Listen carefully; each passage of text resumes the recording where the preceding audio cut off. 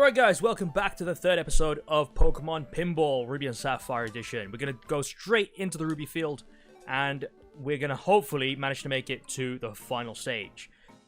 Whew, this is tense, I'm going to go straight away. I think that's Safari Park? Safari, why do I keep calling it Safari Park? It is not the Safari Park, it is the Safari Zone. At least it looks like it. Because if it's not the Safari Zone, I don't know what the hell it's supposed to be. It's got a gate, it's got trees. Why would it not be a safari? That's what you see on a safari, don't you? I mean, technically, safaris are just excursions out in the wilderness. Usually with a tour guide of some kind, because you don't want to get eaten by lions if you go by yourself. But yeah, where are we even going with this? I don't know. Don't ask me, I don't know. It's just something to talk about. And I've also got to make sure that whatever I talk about doesn't distract me from the pinball game. Because even though the pinball game isn't that interesting, one lapse in concentration, as you may have seen already, can cost you the game. So yeah, be aware. Be very aware. Lotads, hang on, we never saw that in the last episode. That's a new development.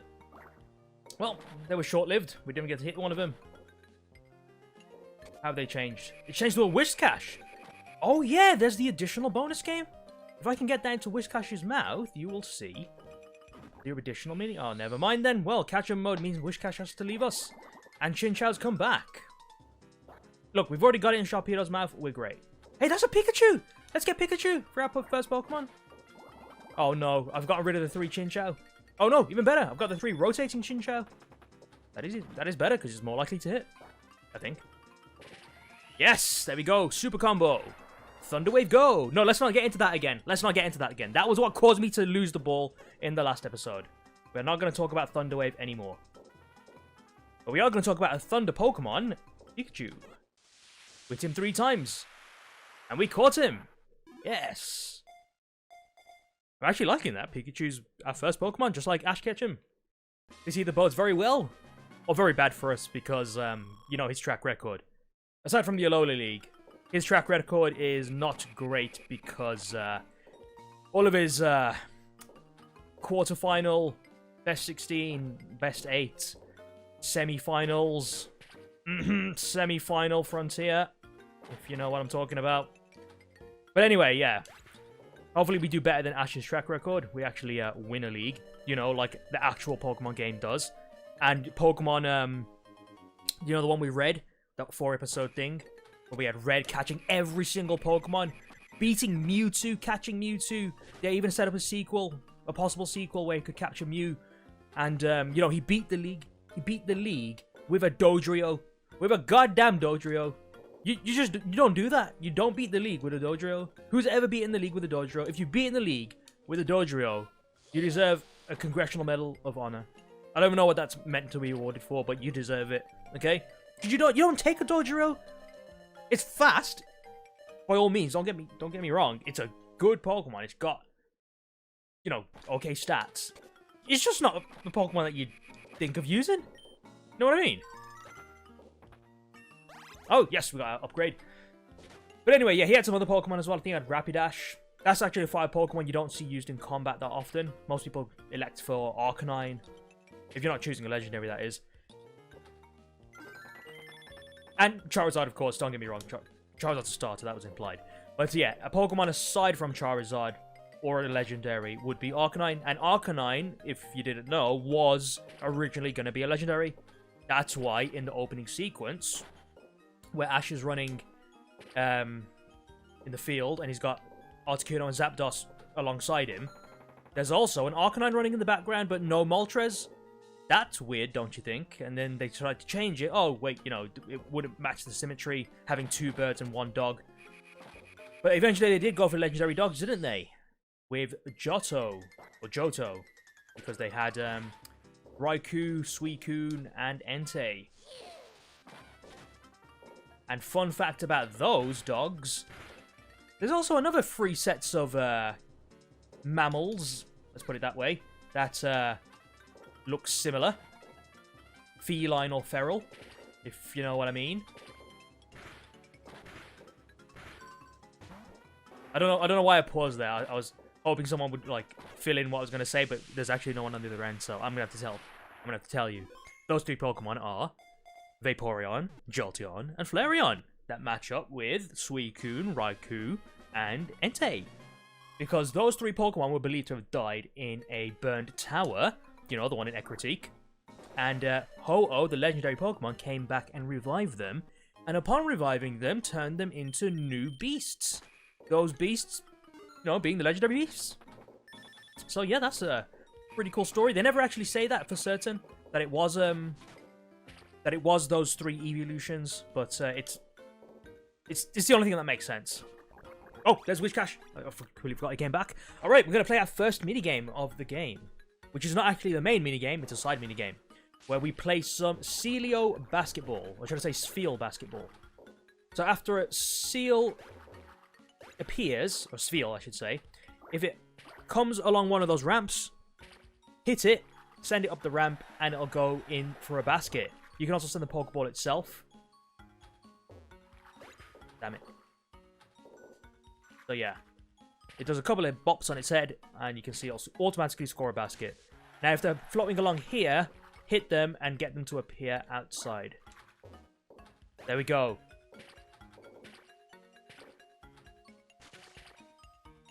So yeah, that's pretty much the whole game. You just hit the Spheals whenever they appear on the ramp.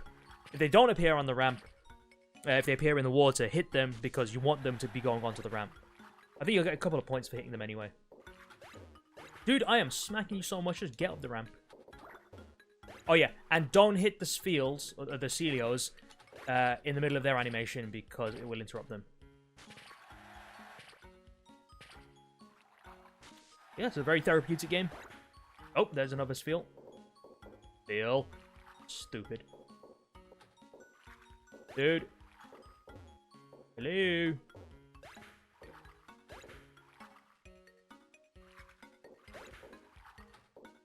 Oh, come on. 30 seconds left, you know, you better hurry up. Right, we're gonna get that music at 20 seconds, I think. Oh, not maybe 10 seconds. There we go. Come on. Get one more Pokeball. Oh, get a Spheal. Nah, it's over. Even if this goes on, it's over. Alright, let's see how many we got. We got 3 Spheals and 6 Pokeballs for a total of 21 million. It's not actually that much of a point builder. But it's a nice, fun distraction. And a bonus, Whiscash shoots it into the O. So you can get... Oh my god!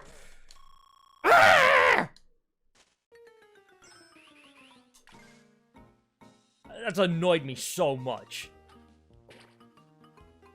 It always happens when you least expect it. To be fair, I've expected it quite a few times and it still happened. But yeah, it happens often when you don't expect it. Because when you're on the lookout, you're more prone to change your behavior to stop that from happening. But when you get complacent, well, what can you do? What can you do? Oh dear. I'm not even going to say anything on that one, because that's just how the game works. You know what I mean? That's just the game doing its thing. What we got here? A Spheal! Wow! We were just talking about you, Spheal. What a nice coincidence for you to show up. Oh, hang on. I swear you were in the first episode, and we caught you then. Huh. Well, at least we'll get a chance to evolve you. So, there's that. Boom, boom, boom, boom. You know, like I pressed the button as it was shaking. Apparently, that was a myth, like, in the original games. When you catch a Pokemon, you hold down a button, and it'll increase the catch rate. I used to do holding down on the D-pad and A. And apparently that was my thing to make a Pokeball shut and capture the Pokemon and increase the chance. And, you know, it's just one of those superstitions that everyone has. Everyone's got some stupid superstition like that.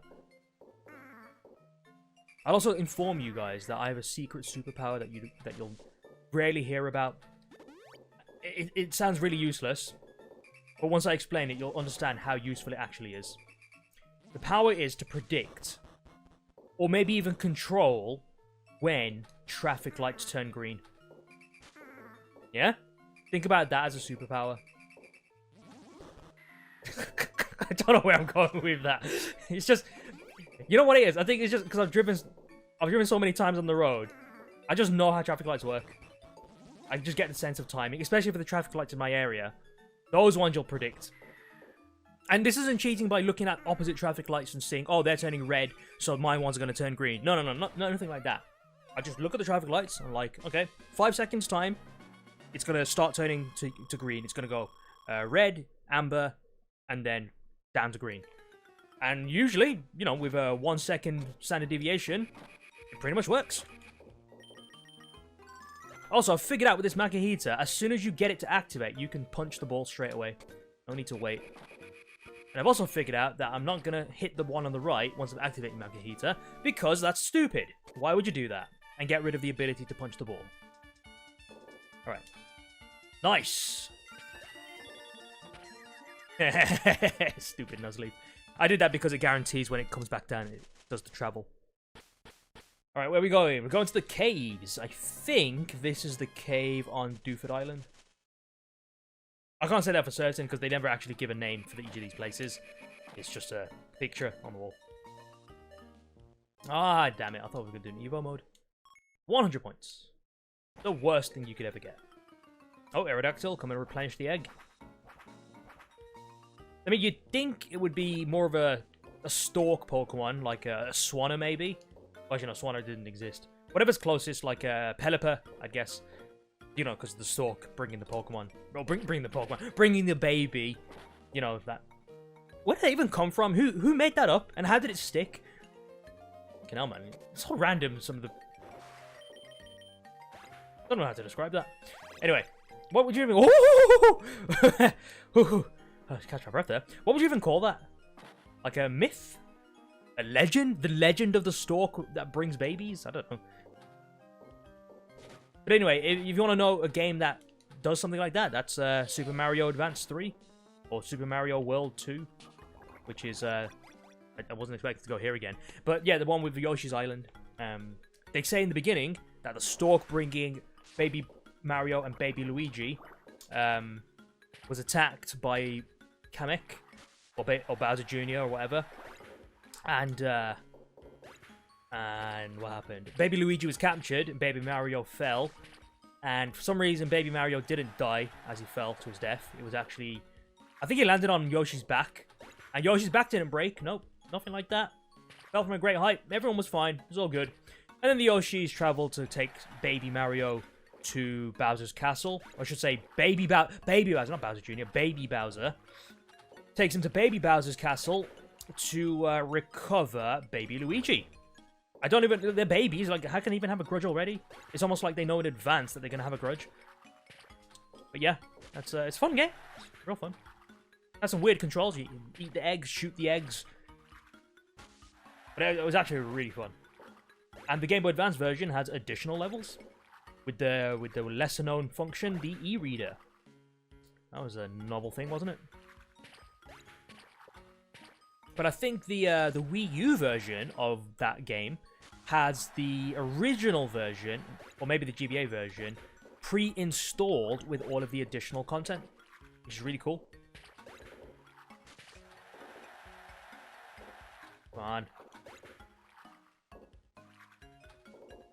There we go. So, yeah. Where's I even going with that? How do you even... You don't want to go off on these tangents. I forget what the... I was scratching my nose then, so I didn't hit the pillar. The flipper. Pillar. Okay, anyway, where was I going with that? I was talking about, You know what? I completely forget what we were talking about. I was just talking for the sake of talking. You might notice that's a thing. That's a common occurrence here. On this channel. Talking for the sake of talking. That was a very slow spin, wasn't it? Okay, how many did we get this time? 4 and 8. Much better. Right, Whiskash, give me that. Ah! I was trying to predict it. I tried to predict it and I out-predicted myself. Oh, shoot. That was close. Come on, you gotta get on the outside. There we go. Save myself there. Because you and I both know that that ball was headed for the hole. Not this hole, as in the hole of doom. What'd you call that? The pit. Oh, can I get a Groudon? Great, 60 seconds. I'll take that. Better than 30 at least. Go. Punch. I say, get back down, Ozleaf. Need that upgrade. Oh, shit. Wait for it. Huh. Try predicting that. Oh, I'll take more. And I'll take an upgrade.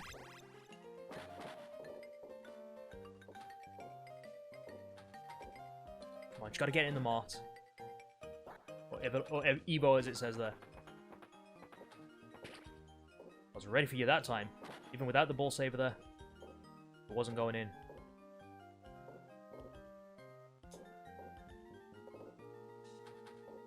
Come on, stop hitting the middle of it. Just pick a path and go.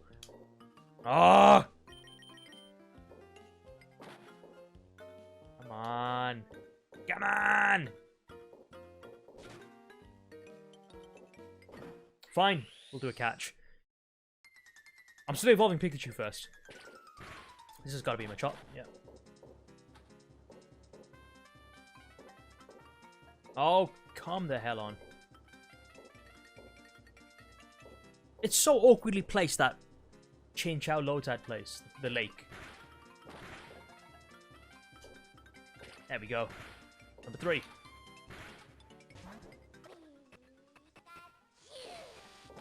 Oh, this reminds me of something. You know how Brawly had Machop and Makihita? And for some stupid reason, Ash kept on using physical attacks. Even on the rematch, he chose Corphish. You know, he learned in the first round against Machop that his Tailor couldn't do anything to it because it kept rolling with the hits, as if it was like a surfer. And yet, he still elected to use physical moves against it. In the rematch, why would you then use physical moves again? Only for the... You know, because he used Trico, didn't he? I know Trico wanted the revenge and all that. But, okay, fine, give Trico the revenge against... What's his face? Hariyama. Makihita at the time, but now Hariyama. But yeah, the point I'm trying to get at is, okay, that Machop has learned how to evade attacks with rolling. Yeah, he can roll out the way like a surfer would on a wave. So shock him with Pikachu. Use Pikachu and shock the ever-loving crap out of him. I'm checking to see what Pokemon I can evolve. Alright, we are sticking with Pikachu. We're going to grab Thunderstones. It's right there in front of Lotad. That's it. Drop down. Ah! Almost had you there.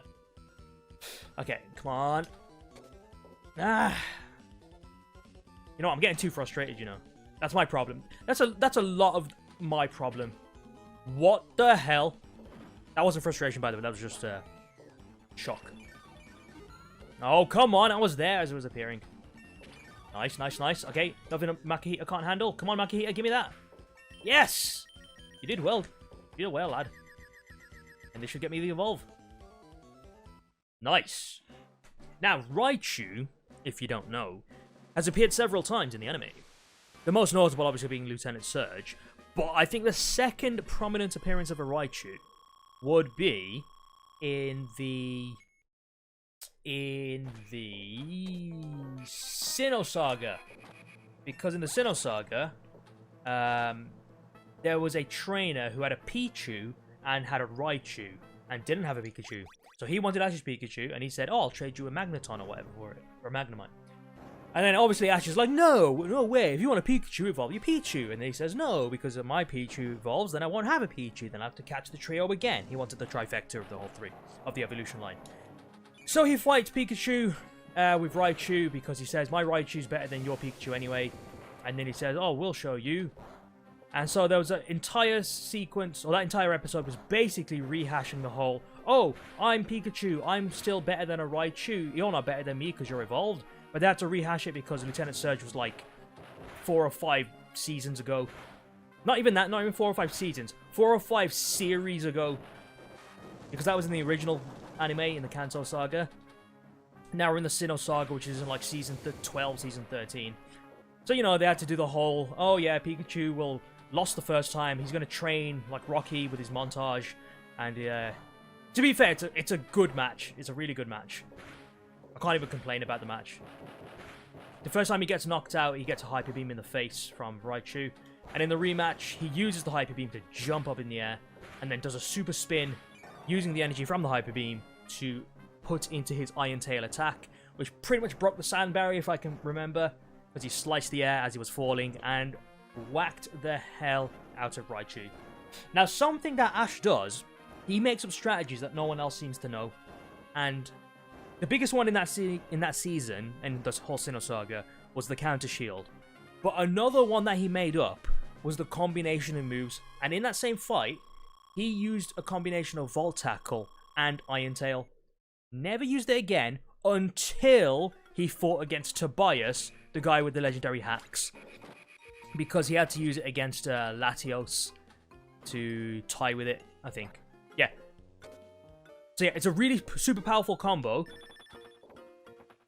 Because it combines two moves together, obviously. So it's almost like he gets two attacks in one. And I've never understood, like, how would that even translate into a game? Being able to use two moves in one go. It's like, does it multiply powers? Does it add powers together? Because, you know, it's been augmented. He's using a Volt Tackle, but at the end of it is an Iron Tail. So, how does that work? It seems to do quite a bit of damage to the Raichu. And what also made me wonder, this happened with Gary. Gary copied one of Ash's made-up moves where he jumps with his tail. Used it with Nidoqueen, and Ash used it with Bailey, and Gary copied it mid-fight. But in that same match, well, not same match, in the match against the Raichu with that trainer, he saw Pikachu use a Volt Tackle and Iron Tail combo. But then he says, oh, we can do better than that. Let me show you a real Iron Tail or real Volt Tackle, and only proceeds to use the singular move. Like, mate, you've just seen Pikachu combine two moves together. Why don't you try doing the same thing? You know, it might have a good effect. I mean, in either case, I think Pikachu still dodged. But, you know, at least try using a new combo. You just found out that it's possible to do a Volt Tackle and an Iron Tail at the same time. And your Raichu knows both of those moves, so try it. See what happens. Maybe you'll beat him. I don't know. Yeah, that's just one gripe that I've had. Like, why is Ash the only one to ever come up with these weird strategies? Now, to be fair, in later seasons, maybe even previous seasons, because I can't remember, other trainers have been using weird strategies with their Pokemon. I'll mention some of the bullshit ones right now. So one of the bullshit strategies that that I've seen used is against the flying type gym leader in Hoenn. And I had to concentrate there. And what was the bullshit that happened in that match? Yeah, the bullshit that happened in that match was the Pelipper. That's it. She sends out Pelipper, Ash sends out Pikachu. So you're thinking, okay, yep, slam dunk. Pikachu hits Pelipper for, you know, quad damage. Got this win in the bag. So what are we going to do? Well, what does he do? He does exactly what you expect. By the way, I've got Pichu, who's my companion, and now I've got my full Pikachu meter. So where was I going with that? Yeah, so the Pelipper has this strategy where it uses Steel Wing, not as an attack, but as a defensive move. And the defensive move makes it in contact with the ground. As long as it's in contact with the ground with Steel Wing, all the electricity that Pikachu uses will be discharged into the ground. Therefore, Pelipper's unaffected. And it was only because of a slight rising off the ground that Pelipper did during a Hydro Pump that Pikachu had the chance to counterattack with the Thunder. So yeah, that was a bit of bullshit. A bit of bullshit. And there was even more bullshit. Obviously, we all know what the biggest bullshit is in the whole anime. I'm going to mention that. Don't worry about that. I'm getting to it. But stuff that other trainers have used is another defense, another flying type gym leader, was the flying type gym leader in Unova. I don't remember her name, but she wears the blue outfit. And she has a Swanna, who is again quad weak to electric, water and flying. Her strategy, she's not going to do something with physics related. Like, it's not physics related as in a metal conducting electricity, put the metal on the ground and it conducts into the ground. No, that actually has a basis in science, grounding. This bitch, I say bitch, this person I don't like, I don't know if I'm going to say that, this gym leader uses Aqua Ring. Aqua Ring! Aqua Ring is a move that lets you basically recover HP each turn, kind of like Ingrain, one of those. Like you're holding the leftovers, basically. And so what happened is, apparently, if you use Aqua Ring, it can block all electric attacks, making Pikachu useless. Yep. Because they had to right away for Pikachu to not sweep the entire team. That's how the writers did it. You'll know a lot of bullshit happened in Unova, by the way. They made Ash really dumb in Unova, and I'll never forgive the writers for that. That's my personal gripe. A lot of fans don't like it either. But yeah. That was a lot of bullshit. Now, let me get to the biggest bullshit. This comes from Ash, obviously, because Ash is the master of pulling stuff out of his ass. Stuff that isn't even rooted in physics. I mean, not to mention him himself defying the laws of physics, but let's talk about his Pokemon defying the laws of physics. So, this is the double battle against Liz and Tate, I think. Everyone knows what I'm going to go with this. It's the Thunder Armor. So, what does Pikachu do? So, actually, no. Let me build up the episode first. He's had an original match against them. The gym leaders had bad combination. Team Rocket come in, wreck everything. Then they have a rematch outside. Okay, rematch. Pikachu and Swellow versus Lunatone and Solrock. So they've got their defenses up. They've got a light barrier, a light screen or reflector, whichever one it is, which is blocking most of the attacks. So their attacks can't do much. So what do they do to get around it? Oh, you know what, Pikachu? Use Thunder on yourself and Swellow. And you know what's going to happen when that happens? You know what's going to happen? You're not going to get hit with your own attack. What are you talking about? What are you on about? You'll take damage. You won't take that much damage because this Thunder Armor will protect you. This Lightning Strike on yourself, Thunder, on your teammate Swellow, who, you know, to be fair, as a Tailo tanked a couple of hits from electric attacks from Pikachu. But your defenses ain't that good, mate. And, you know, assuming you even survived that move on yourself, why would it grant you Thunder Armor, a Golden Glow, Super Saiyan form? And you know what? Let's say that's a real thing that can happen. Why would you never use that strategy ever again? Why? You had other people use barriers against you, and Pikachu's been in the match. Do it again. Thunder yourself. Get that Thunder Armor. No, you didn't do it again, did you? Because you're full of shit, and you know it. You know it, Ash. You know, it's stuff like that that makes me not sympathetic to him when he loses the league. To, like, first of all, to Tobias, I'm not sympathetic once I remember Thunder Armor. Because, you know, you didn't earn your badges in Hoenn, because you did some bullshit like that. But there is another bullshit that happened in Unova. That one I am kind of sorry for, Ash, because the writers did him dirty. Basically, in the best 8 round, he goes up against one of his new rivals, Cameron. And Cameron's an idiot who needs to hit himself in order to get ideas. He basically pulls his headband and makes it hit himself so he can get inspiration. But apparently no one told him how league matches work because it's 6-on-6, not 5-on-5. He brings 5 Pokemon into a 6-on-6 match. So yeah, he's quite stupid like that. And to be fair, Ash has done something similar. I'll come to that in a moment. Basically, so it's 5-on-6. Ash has got an overwhelming advantage. But he brings in shit Pokemon like Oshawott and Snivy that only know a single type of move. Oshawott only knows water attacks, so you're useless. Oshawott itself is useless. And Snivy has all grass attacks except for Attract. And his Snivy's female, and his opponent Lucario is male. If at any time you decided to use Attract, you would have won the match instantly. It was a Riolu before, by the way, and he let it evolve into Lucario, and he lost. Because Lucario swept the rest of his team. It swept Snivy, it swept Pikachu. So yeah, a stupid trainer brought 5 Pokemon into a league match and beat Ash, who had 6. But yeah, so Cameron wasn't allowed to get a 6th Pokemon and come back to the field. No. He had to beat Ash with 5. And to be fair, he did it. You know, as stupid as Cameron is, he beat Ash. He was the better trainer. He had better Pokemon than Ash did. So, you know, Can't even argue with that. But now we move on to what Ash's bullshit was. Very similar. Frontier. Battle Frontier. I'm going to finish the episode after this, by the way. I just need to get this off my chest. So we're in the Battle Frontier. We're up against the guy who uses Arcanine and Swampert. So Ash decides, okay, I'm going to use Corphish against Arcanine. And, you know, the arena is big, so I'm going to use Swellow. Whatever. I'm not going to even criticize his choice of Pokemon. Because it works out in the end. So, wait, was it that match? Was it that match? So I'm getting confused with something else. No, that wasn't the match. That wasn't the match. The match was Unova League again. It was against... You know what? I'm going to pause it here. The match was against... I'm going to finish the episode here. I need to finish it. So the match was against... You know what? Cut all that. We're going to end the episode here. You'll find out next time what the bullshit was. Make sure you like, comment, and subscribe. And I'll see you in episode number 4, where I'll explain one of the dumbest things that Ash has ever done in the anime.